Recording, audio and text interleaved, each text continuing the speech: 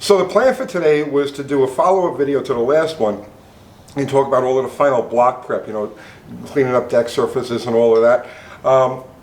But something else came up, so we'll do that tomorrow. I popped the freeze plugs out of this thing.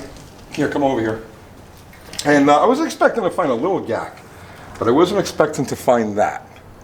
This engine is loaded.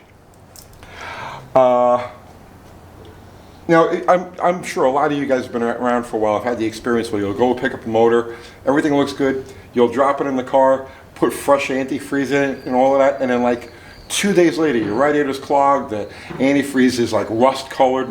Well, okay, this is what happens. So evidently along the line, somewhere along the line in this vehicle's life, it probably sprung a leak, you know, a bad leak, radiator leak.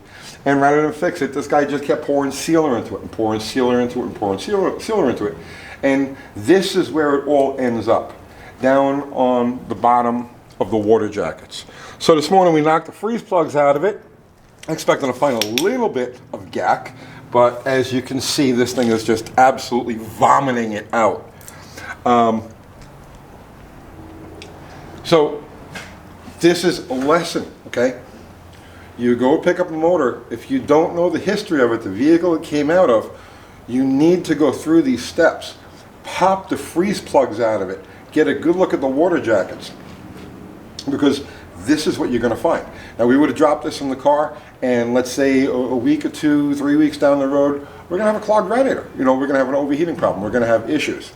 So it's essential to pop the freeze plugs and get at least a look at what's going on in there. You know, and it's a good thing we did.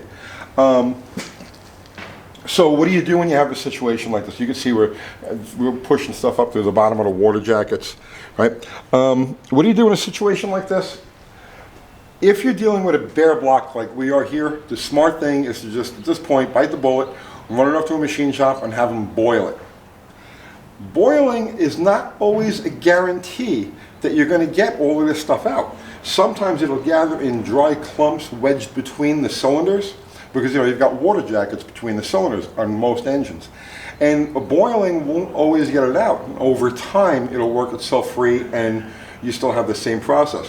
So whether or not you're going to boil a block, you still need to at least chase through all of those areas, anyone that you can reach. And you can pretty much reach all of them with some determination. In this case, we're using these brushes, right? You can pick these up like any good hardware store. They come in all different sizes and lengths and everything. And you need to go through all of the passages, all of the water passages, push, you know, feed this thing between the cylinders. That's a bolt hole, right? But you can see here, you can go between the cylinders. You bend it up a little bit, and look at the stuff that just comes out of this, right? It's an important step. Don't skip it. And like I said, if you pop all the freeze plugs out of the motor, you can generally see around all of the cores and access them that way. So don't skip on any steps. Now, 2 things that are going on. The first is that we did the carburetor video and we said we we're going to use a Rochester, a thermoquad, or the Holley, and we chose the Holley. Started going through the Holley yesterday. I'm missing a couple of important parts for it. So for right now, just to expedite things, we're going to use our thermoquad, which we know is a good running carburetor, and we'll do the Holley afterwards. Why do we have to expedite things? Because this thing, even if it's just an assembled short block, has got to be in that car by May 2nd. Because on May 3rd, we're doing our live engine build. It's a 3-way collaboration with Lunar Outlaw Garage. Kathy put a link here. Nick's Garage, put a link here, and us.